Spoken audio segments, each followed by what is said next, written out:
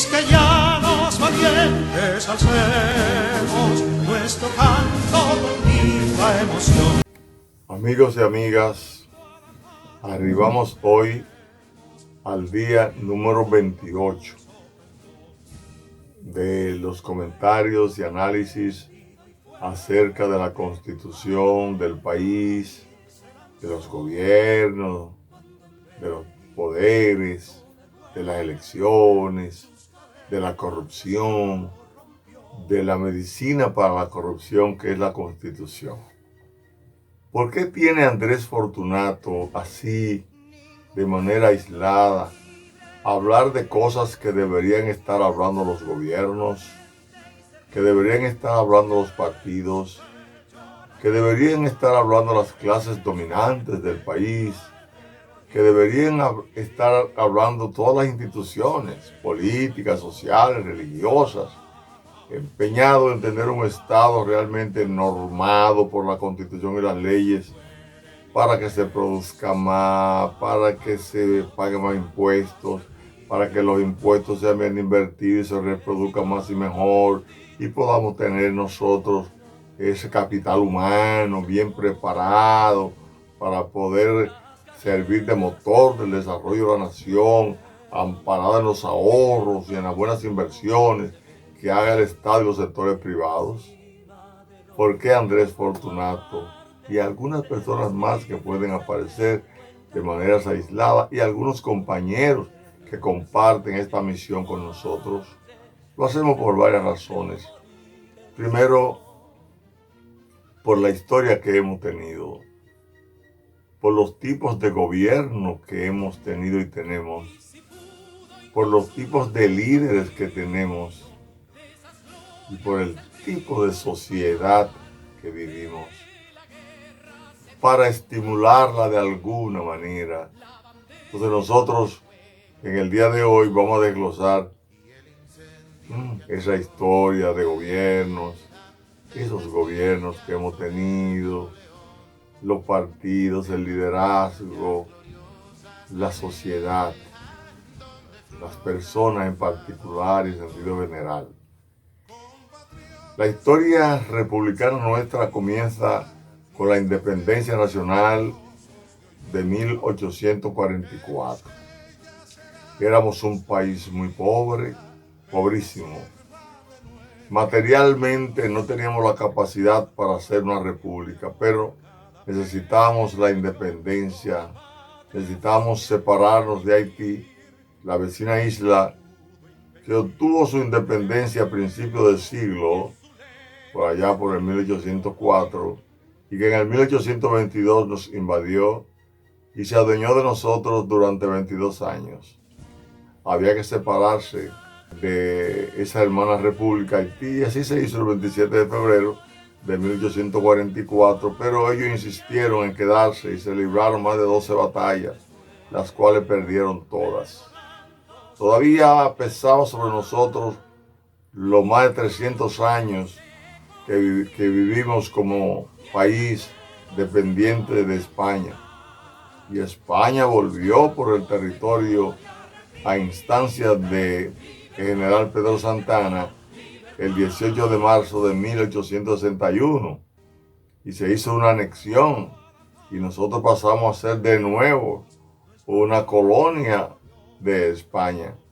Pero un grupo de hombres y mujeres que entendían que ya este país tenía un nombre que era de República Dominicana, había que defenderlo.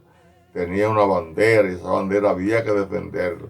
Ya nosotros habíamos nacido como nación y muchas personas sintió ese concepto de dominicano que éramos nosotros y la defendieron en la guerra restauradora que comenzó abiertamente el 16 de agosto del año de 1863, cuando se levantaron un grupo de dominicanos con el grito de Capotillo, donde estuvo el general Santiago Rodríguez encabezándola, y luego ardió el país hasta que las tropas españolas fueron vencidas, diezmadas y obligadas a salir ya en julio de 1865.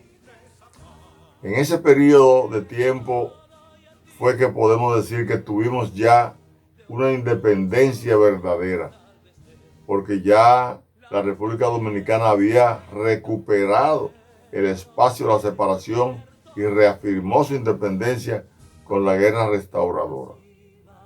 Los gobiernos que hemos tenido en el marco del desarrollo de esa república nuestra eran gobiernos o han sido gobiernos que jamás se han apegado a la Constitución y las leyes, aún teniéndola ahí.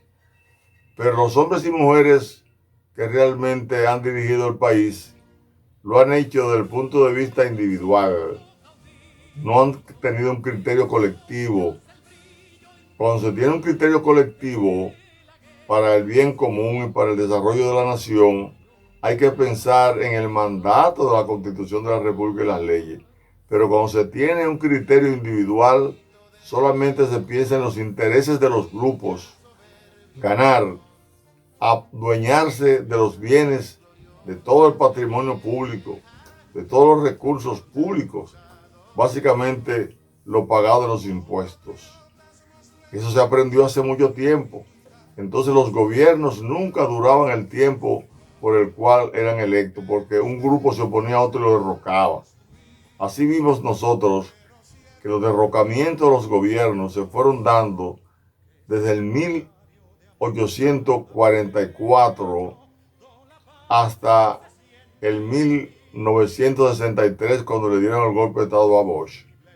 Cuando le dieron el golpe de Estado al profesor Juan Bosch, teníamos 119 años de vida independiente. Y en esos 119 años, solo 3 gobiernos habían durado el periodo para el cual habían sido electos. Esos gobiernos fueron el gobierno del general Buenaventura Báez de 1849 a 1953, que le entregó el poder a los 4 años, sin una guerra y sin nada, a Pedro Santana. Pero Pedro Santana no pudo durar sus 4 años. El mismo Buenaventura Báez lo derrocó junto al cónsul español Ignacio María González. Fue en el año de 1880 que comienza el segundo gobierno que va a durar el periodo, que eran de 2 años, porque el gobierno del Partido Azul de Luperón había reformado la Constitución para que, dada la apetencia que se había demostrado en los 14 años que transcurrieron entre 1865 y 1880, para saciar esa sed, esa ambición de poder, le pusieron 2 años. Así, el 1 de septiembre de 1882 surge el gobierno de Ulises Heró y sustituye al gobierno de Meriño, que había durado 2 años. Luego, Heró entrega el 1 de septiembre de 1884 a Francisco Gregorio Villini, quien no pudo terminar. A partir de ahí, no hubo un gobierno que durara los 4 años en unas elecciones llamadas democráticas, hasta que en el 1978 Joaquín Balaguer le entregó el poder a Antonio Guzmán. Duramos los 78 años del siglo XX, más los 14 años transcurridos entre 1886, cuando Lili se quedó en el poder, hasta que lo mataron el 26 de julio de 1899.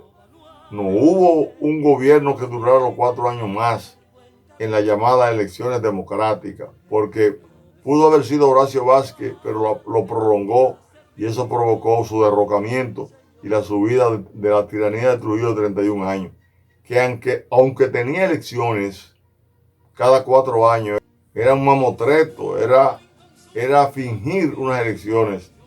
Eran gobiernos realmente que manejaba el dictador desde las sombras. Nunca se pueden considerar democráticas. Juan Bosch fue electo en el 1962. Se creía que iba a comenzar la era de los partidos políticos, de los gobiernos, durar sus 4 años. Lo que fuera que dijera la Constitución, lo derrocaron.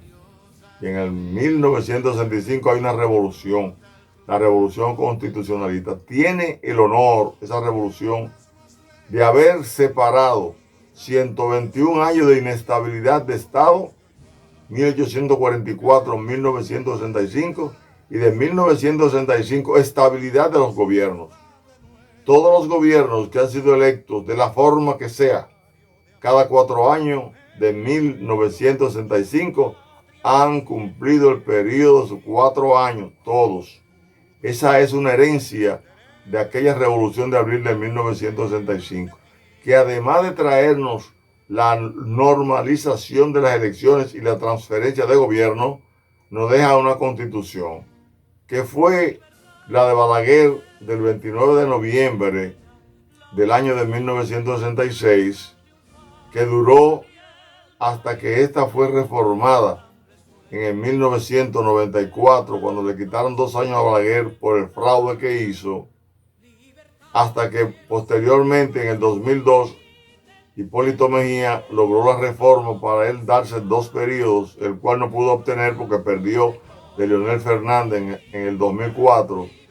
La reforma constitucional del 2010 del gobierno de Leonel Fernández, promulgada el 26 de enero del 2010, y la del 2015, donde Danilo Medina logró solamente reformarla para cambiar los términos del artículo 124, que planteaba la prohibición de reelección inmediata, y él lo consiguió ponerla otra vez como la tenía Hipólito, y lo hizo.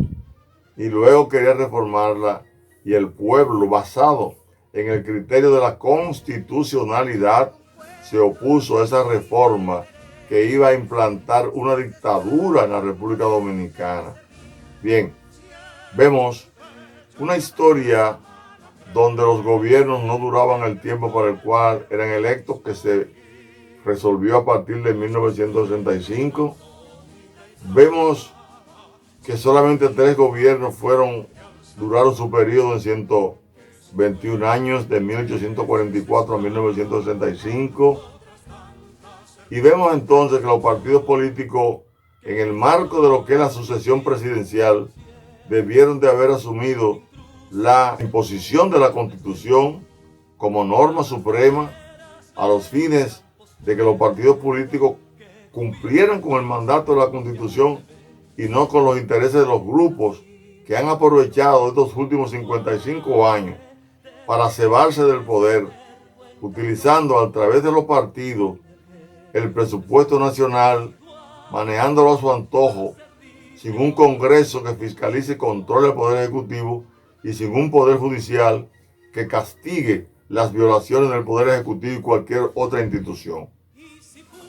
Esa anormalidad que hemos tenido, podemos llamarle anomia, donde la regla es la no regla.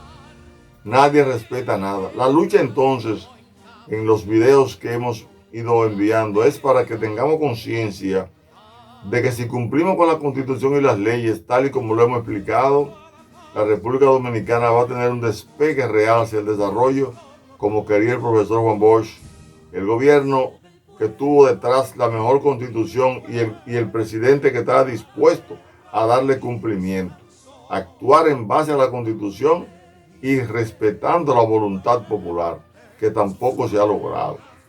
Hasta hoy entonces nos preguntamos, ¿qué pasa con el liderazgo? ¿Por qué el liderazgo caudillista de 1844 a 1863 se ha impuesto? ¿Qué pasa con el liderazgo de hoy? ¿Qué tipo de liderazgo debemos tener para poder dar el salto a la existencia de un gobierno donde podamos llamarlo que sea, como dice el artículo 7 y 8 de la Constitución, un gobierno social y democrático de derecho, un gobierno de democracia constitucional y participativa, un gobierno donde se haga lo que hay que hacer, que es que se cumpla con la ley? Única oportunidad que tendría el pueblo de combatir la corrupción y la impunidad, de combatir el contubernio y de elegir a las personas por conciencia, para elegirlo en base a mérito y profesionalización, como establece el artículo 142 para poder cumplir los principios de la función pública que plantea el artículo 138. Ese liderazgo que necesitamos, institucional, contrario al liderazgo mesiánico y caudillista, de eso hablaremos mañana 29, para poder hacer el día 30 la pirámide del gobierno constitucional. Eso lo haremos y demostraremos, y ustedes así lo verán, y debemos trabajar todo para que así sea, compartiendo estos videos, discutiéndolo, yéndonos más allá, conociendo la historia de la patria, conociendo la Constitución de la República. El nuevo liderazgo tiene que ser así. Es de ese liderazgo hablaremos mañana.